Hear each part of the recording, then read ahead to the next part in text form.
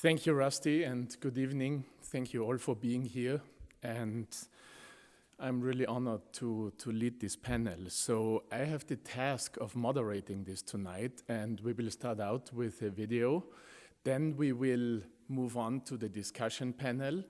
And after that, we will actually take questions and answers from the audience. So please think about what you would like to ask us while the discussion is going on.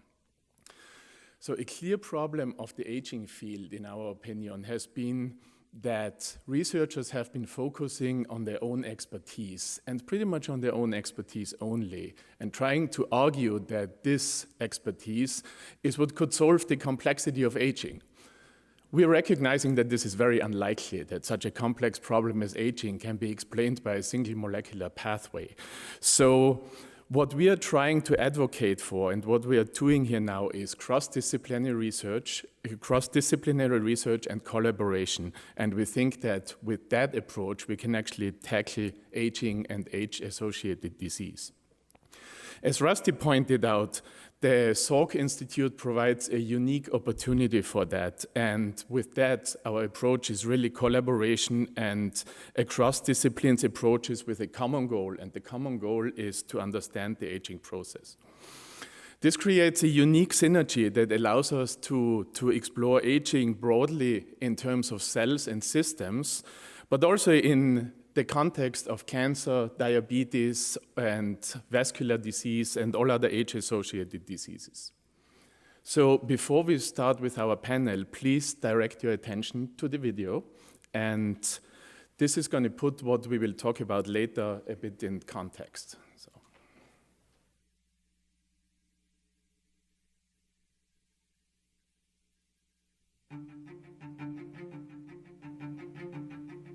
One area that is emerging at the Salk Institute is our combined interest in aging and how we age as organisms.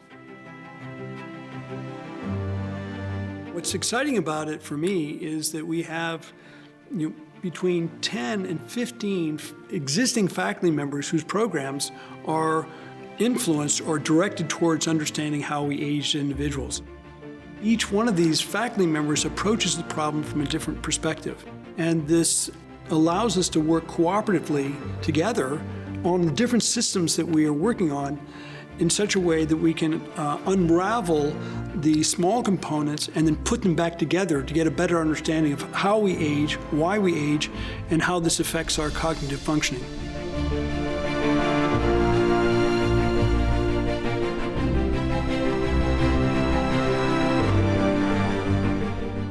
I'm excited as part of the initiative to work across disciplines with my colleagues in cancer biology or immunology to really bring them into neuroscience so we can make big discoveries. Aging research at the Salk Institute has a long and successful tradition, and it started with establishment of the Glenn Center for Research on Aging more than a decade ago, and it has since continued through support by the Glenn Foundation and also through support by the American Heart Association and Allen Initiative that are both interested in furthering aging research at the Salk Institute.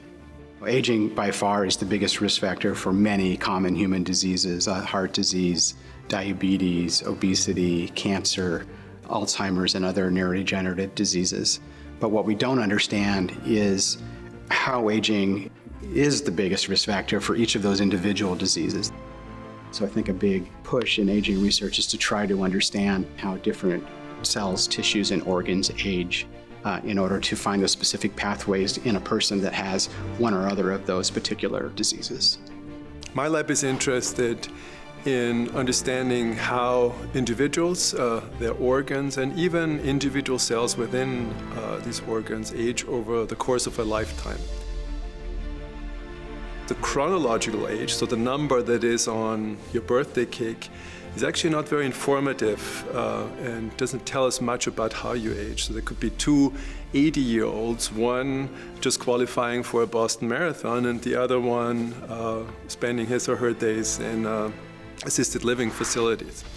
And what we'd like to do is to be able to compare now individuals or organs and cells that either have a younger biological age than their chronological age or have an older biological age. And by comparing those two, we hope to identify underlying mechanisms that allow some people to maintain health throughout life, while others are not able to do that.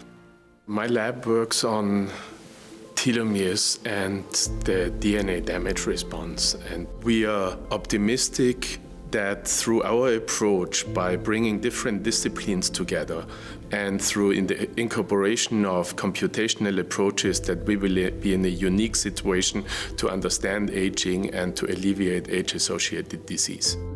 Telomeres represent an intrinsic clock in our cells that only allow them to double a certain number of times, and thereby they prevent unlimited growth and immortality and, of course, cancer development. My lab's particularly interested in the possibility that we'll be able to identify the factors that dictate how fast the ends of chromosomes erode, and potentially identify how efficiently those factors act in different individuals in a human population.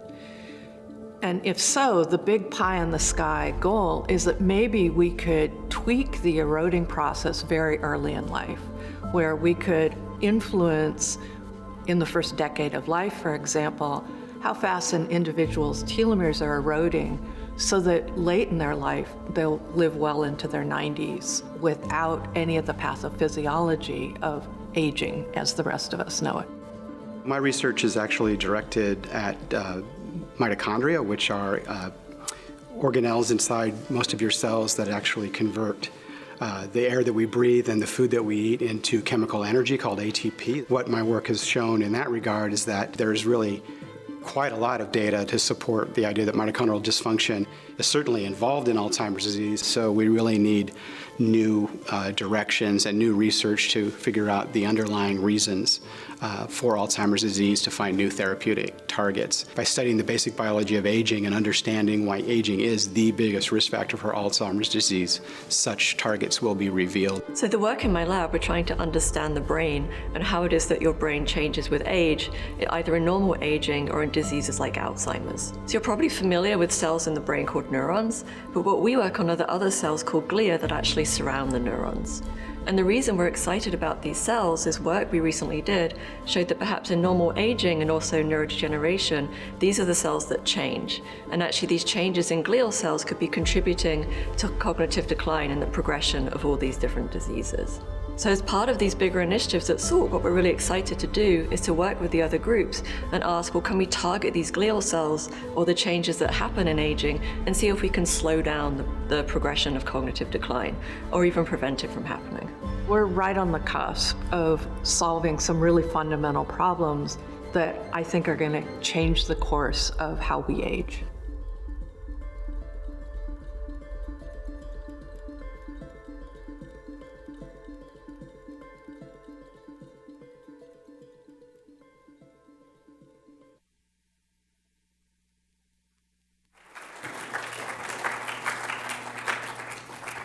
So now let me please introduce our discussion panel.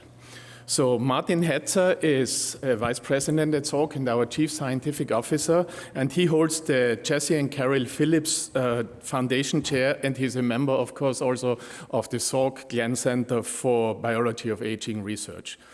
Martin's lab studies the cumulative changes that we suffer or occur from during life, and he's focusing on cell maintenance and repair mechanisms. Nicola Allen is an associate professor in our molecular neurobiology laboratory, and she holds the Hearst Foundation Developmental Chair. Nicola's lab investigates how cells that are called glia play a role in normal brain development, but also, of course, influence aging and disease. Jerry Shadel is a professor in the Molecular and Cell Biology Laboratory, and he holds the Audrey Geisel Chair for Biomedical Research. He's also a member of our Glenn Center, and his lab studies, as he mentioned already, mitochondria and how they act during aging, how they change during disease, and how they influence the immune response. Vicky Lundblad is a professor also in the Molecular and Cell Biology Laboratory, and she holds the Becky and Ralph S. O'Connor Chair, and she is the Associate Director of our Glenn Center. Vicky's lab is interested in understanding how the ends of chromosomes, these telomeres, behave and regulate the cell division process, and thereby, of course, aging.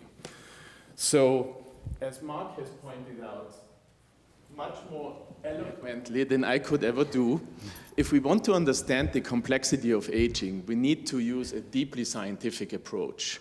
So at the same time, we've talked quite a lot about these age-associated diseases like cancer or Alzheimer's or cardiovascular disease. So I would like to start with an overarching question to Jerry, and I'd like to ask you, do individuals actually age the same? Well, thank you, Jan. It's actually a great pleasure to be here and to actually start off the panel tonight. It's really exciting to be launching this Salk Optimal Aging Initiative. And what a great first question to start us off. As Martin just mentioned in the video we just saw, it gave a great example of an 80-year-old can be ready to run a marathon, but another 80-year-old could be bedridden. And I think that immediately shows you that not all individuals age at the same rate. Another great example Mark showed in his presentation, if you just look at genders, females tend to live a little bit longer than males on average. And so again, these are both really great examples of what we call the heterogeneity of aging, so that things can happen at different rates.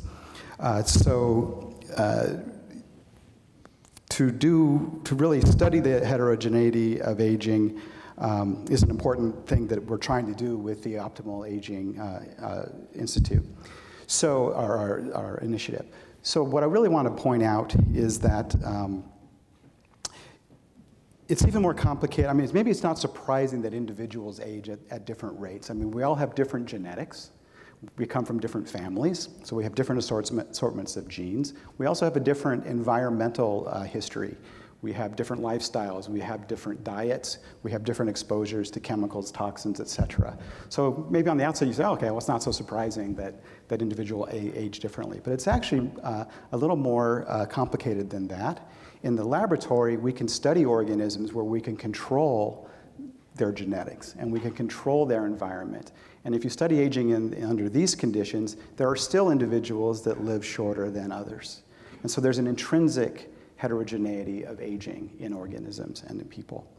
And so at the Salk Institute, what we're interested in pursuing is studying this heterogeneity at the molecular level, at the cellular level, and at the organismal level in order to understand in those individuals that age slower, what are the pathways and mechanisms that are at play, and those would be the things we would try to target in humans to achieve optimal aging.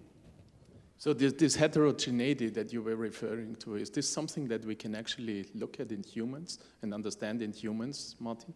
Yeah, Jerry just made a really, and I think profound, statement that there are no two individuals that age alike, even if they have the same genetic background, like identical twins.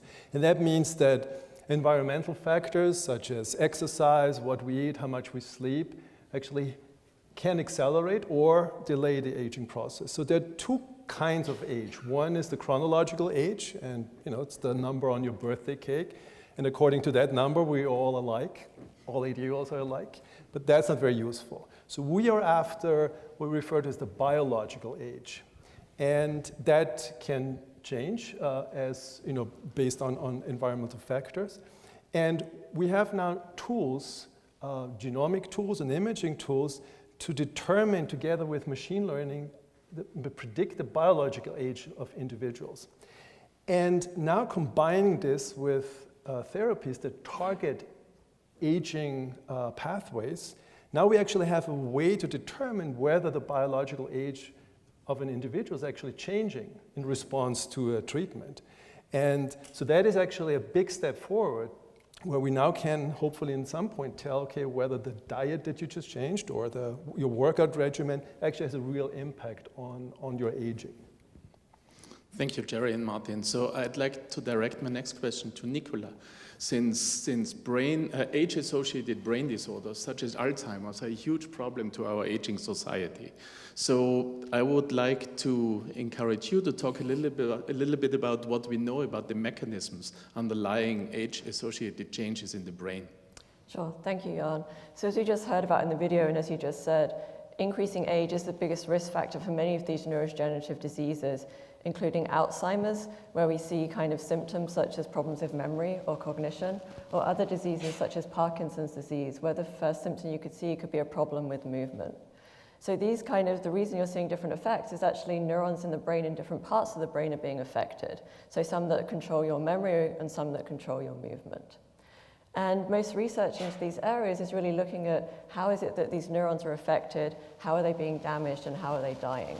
But unfortunately, also most of this research is occurring kind of at the end stage of the disease. So people are looking kind of way after the problem has already started.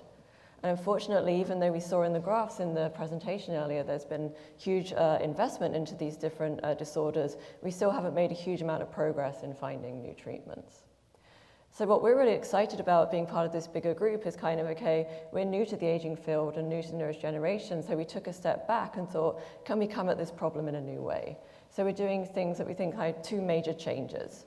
The first is we're asking, well, what is it that's happening really early on in all these different neurodegenerations? What's the first thing that changes in the brain, changes in the neurons? Because we think if we can identify this gives us a great target to go in and try and slow down progression. The second thing we're doing is we're asking, okay, we know obviously the neurons are very important, but what about the glial cells that they interact with? So as we saw in the video, these glial cells are actually half the cells in your brain. And we know that actually during health and in the young brain, they're really important for keeping the neurons functioning properly. And actually emerging evidence, including from our own work and work here, has shown that in aging and different neurodegenerations, these cells are changing and going wrong. So we think together, if we can target these glial cells and target them early in the disease process, we could come up with new therapeutic targets. And what we're really excited about as part of this bigger group is actually it's not just us that thinks this way, it's actually many of our colleagues. For example, Martin is looking at how the blood vessels in the brain also change in age and neurodegeneration. Yeah, well, actually, thanks for mentioning the vasculature. I mean, that's become a major interest for my lab, but it's in general, I think it's accumulating evidence suggests that the cardiovascular system is directly linked, potentially causally, to neurodegeneration, but also associated with many age-related diseases. And Alzheimer's is actually a really good example for that, where you start to see changes in even gene expression in the cells that form the blood vessels, in the blood-brain barrier as referred to it, even long before you have these amyloid deposits that eventually kill the nerve cells. And remarkably, even some of those changes we observe during normal, healthy aging. And so what we're trying to understand within this network and working with Nicola, for instance, is how do different cell types in the brain communicate with each other during normal aging, but also then during pathological aging, such as Alzheimer's, and also how are circulatory factors in the blood either adversely affect function of the vasculature, such as we identified factors in Alzheimer's blood, or what's also kind of striking that if we found factors in young people's blood that actually has a beneficial effect on the function of old vascular cells. So I think it's a very exciting opportunity for us to look at different cells and how they communicate with each other. Thanks for bringing it up. Thank you, Nicola and Martin. So Vicky, we know that telomeres in older people tend to be shorter than in younger individuals. What do we know about the telomere shortening process and how it differs between individuals? So understanding the telomere shortening process is really one of the key unanswered questions that we need to solve in order to understand how telomere biology might impact aging. So let me first just remind everybody what telomeres are and why we think they play a role in aging. So at the ends of our chromosomes, there's a little stretch of DNA at every end that acts as sort of a protective structure, and that's what we refer to as telomeres. But every time cells in our bodies divide, a little bit of that sequence gets whittled away.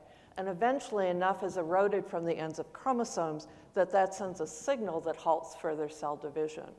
So that's bad news for organs that we rely on replenishment from dividing cells throughout our lifespan, because once that signal is sent that stops cell division, that blocks the ability to, for example, replenish damaged lungs, to mount a response to infection, all the characteristics that we associate with later stages of life. So back to Jan's questions, do telomeres, do all of our telomeres, are they all shortening at the same rate? And we don't know precisely the answer for this, but increasing evidence argues that no, there's differences. That for some of us, our telomeres are shortening much more rapidly than others. So why is this? Very recent evidence from our lab, supported by the Glenn Foundation, has identified a group of genes that we think, when functional, can slow the telomere erosion process down. And we think the information that we're going to gain from studying these genes is going to provide us with new clues as to how the telomere shortening process can be alleviated. But I don't want to leave you with the idea that telomeres are sort of an isolated factor that impacts on aging, because aging is a pretty complex process, and there's a lot of intersection between telomeres and other metabolic and genetic activities that go on in our life. Yeah, so picking up on that, as Rusty showed in his introduction, with the big gear box that he showed, basic biology of research has shown that there are, 9 or 10, conserved pathways or mechanisms that I think everybody pretty much agrees regulate aging and regulate longevity. Telomere shortening, genomic instability are two of these so-called hallmarks of aging that were in that diagram. I want to just mention two other ones, just by way of example, inflammation and mitochondrial dysfunction. And the reason I want to mention those is because it sort of highlights the idea of behind what we're trying to do with the new Optimal Aging Initiative, and that is that they highlight that there's interconnections between these different hallmarks of aging that we need to understand better. So picking right up where Vicki left off, when telomeres get too short, there's a cellular response, stress response, that causes cells to acquire a state called senescence. And these cells stop dividing, they stop growing, but they also start producing and secreting pro-inflammatory molecules that affect the other cells in the environment around them in tissues. So they actually are creating inflammation. So this is these cells accumulate with age, and they contribute to cancer and other age-related diseases.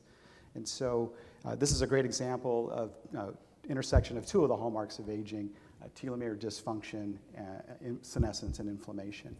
The second one is mitochondrial dysfunction. So as I mentioned in the video there, mitochondria are important for your cells to convert the food you eat and the oxygen you breathe into energy, and that energy is needed for your cells to work properly.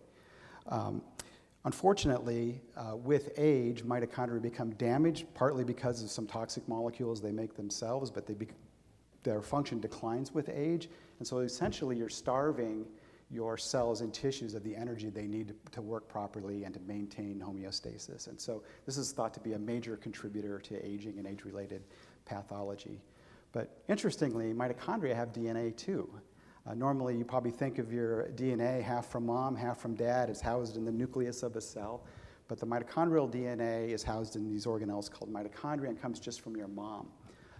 Recent work from my lab actually has shown that DNA becomes damaged.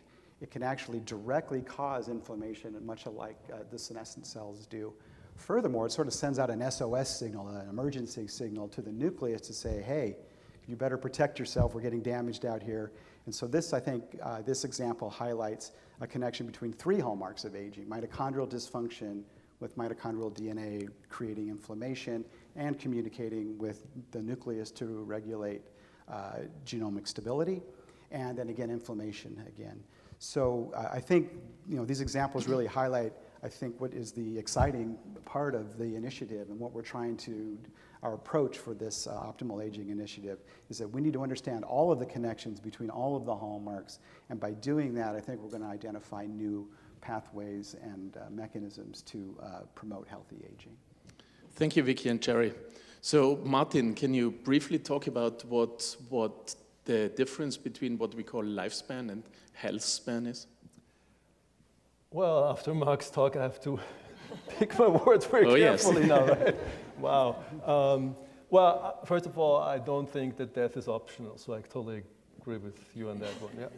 Yeah. So we're not talking about extending, lifespan into the 500s or thousands, like some people do, but we really are mostly focusing on extending the health span. So that is, I think you referred to as living healthy longer, right? And so this is, if you have a lifespan, if you're fortunate to have a lifespan of 100 years, well, wouldn't it be great to have a health span of 99 years and 11 months, right? And so that's sort of what we're talking about.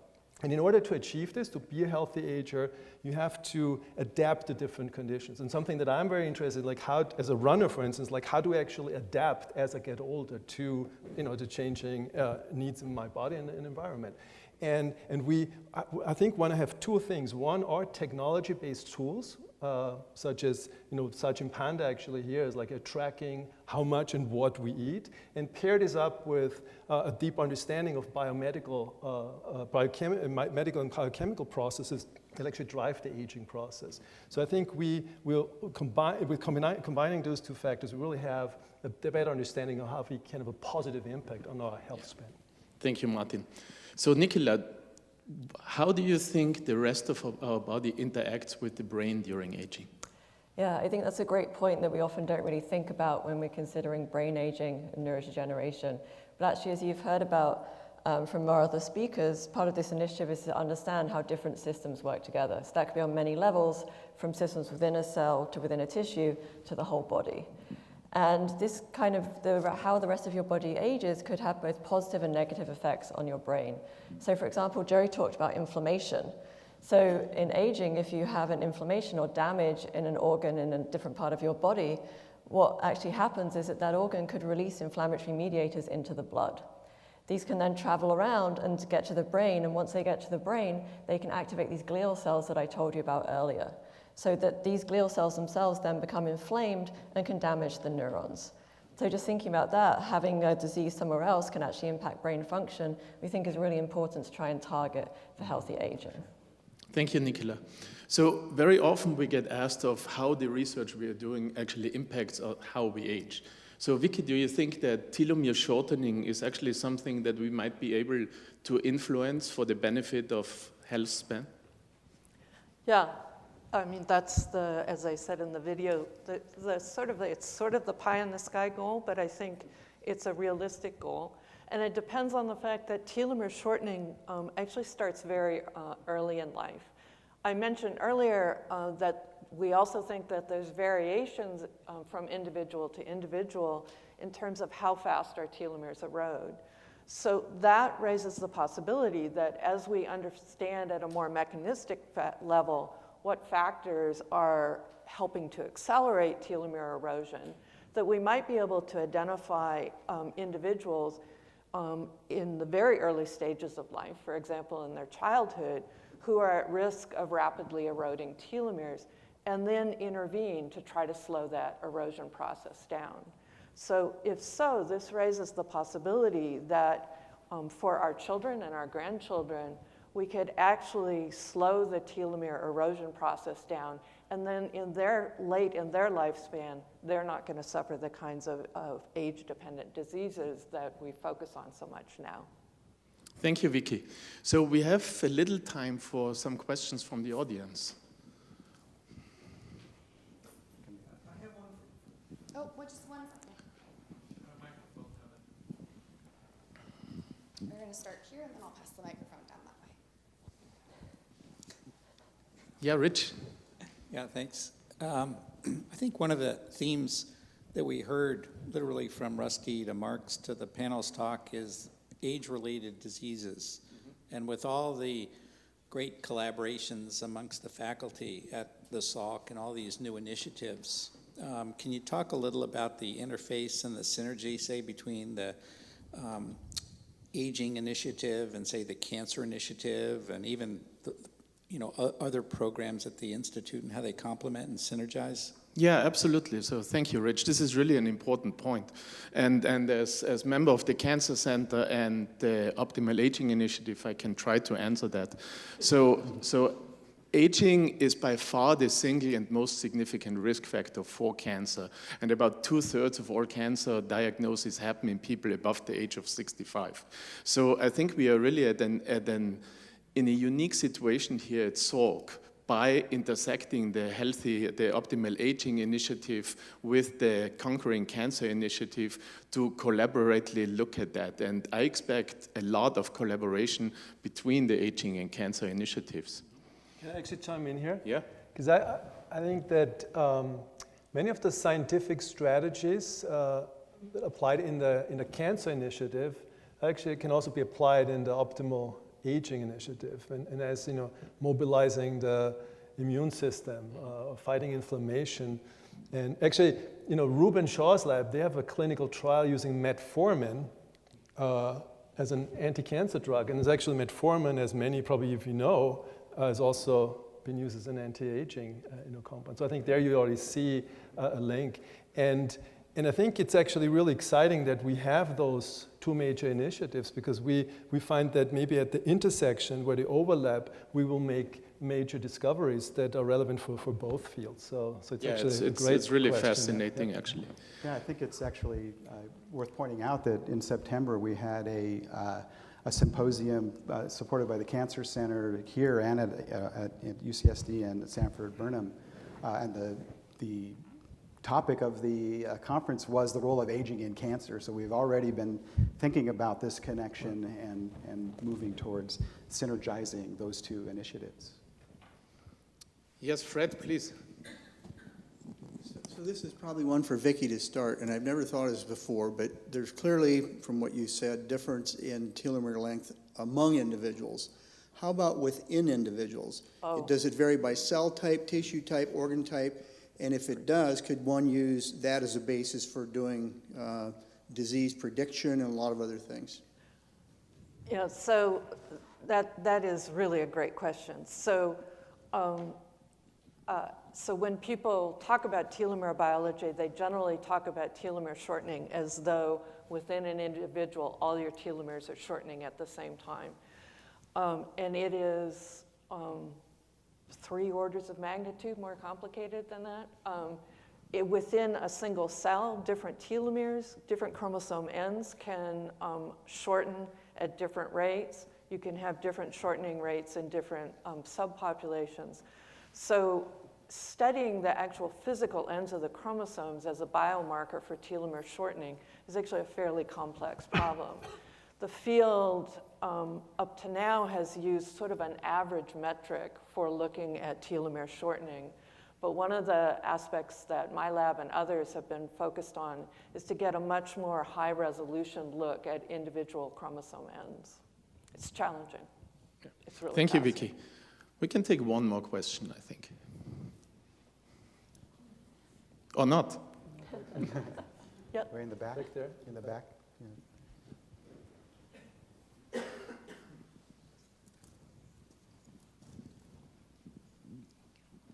Yeah, hi, this is not a question, but there was an article that showed on some medical site on the internet about a month ago dealing with people that had psoriasis, which is changes in the skin, so the skin opens up and they have a lot of inflammation. But they found that in patients who had psoriasis with the inflammation, that they had a higher incidence of stroke and of heart attack. And compared to people who did not have psoriasis. So I wonder if has anybody heard about that beside me? So personally, I can't speak to psoriasis directly, but the inflammational aspect of this is certainly something that goes across all the diseases that we've talked about. Inflammation plays a major role in aging, of course, also in cancer, we're figuring out that Alzheimer has an inflammation component. So this is certainly something that we are very keen on focusing on because it really bridges the different disciplines there. So thank you for that question. So to wrap this up, I would actually like to ask Martin to say a few words as our CSO. Well, thanks first for guiding us through the panel and coming up with great questions, Jan. And also would like to acknowledge, again, the Paul Allen Foundation and the American Heart Association for their support to really allow us to really kickstart this amazing optimal aging initiative as a catalyst. And also really want to, also in that role, thank the Paul Glenn Foundation for their now 10-year-long support. Has been really, not only for the Institute, but also me personally in the lab was really important. Yeah, so thank you for that. So, right now the Optimal Aging Initiative has 10 of us. And, but we look at this really as the first step. So we want to go, far beyond and tap into the research activities that Rusty put on his slide. I mean, when I look through, the audience and see all my colleagues here, who work in different areas that are aging related, we will take this to another level, and where we look at aging in an even more comprehensive and multi-pronged approaches. So we are here now, and we study cells that we derive from individuals of different ages and compare them to healthy and people who suffer from Alzheimer. We use machine learning also to make sense of the data and address two things. One that Jerry brought up is this heterogeneity, and also Fred, you pointed to, the heterogeneity not only between people, but also within us. And more importantly, also to identify really the drivers of aging. This is a complex system, but it's not infinitely complex, and we will be able to identify the key pathways that drive aging in the liver and in the heart and in the brain. So that's one thing.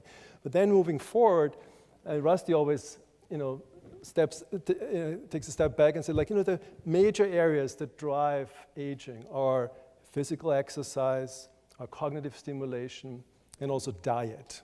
And I think all of you probably agree that one of the areas we know least is diet. We eat every day. Many of us enjoy eating. But actually, we really don't know how the nutrients within diet interacts with us, how it's metabolized, and how it affects our health. And we have many people, look at Joe, who looks at nutrients and in plants and their impact on cell function. We have Janelle Ayers and gut microbiome, Ron Evans, Juan Carlos. So we have so much talent in those areas, and I see this link of nutrition and healthy aging as really as a great opportunity for us moving forward. And in general, I thank all of you also to be here, and this is a really exciting moment for us, an important initiative, and we welcome your feedback and your engagement in this important effort because it affects all of us. I hope you all realize. And actually, I had a moment when I woke up and looked into the mirror after it was in the desert where I thought, there's a sense of emergency. I really have to do something. So whether it's urgent or emergent, we can discuss over a beer. But I hope you all come along with us. And thank you for your attention. And thank you, Martin.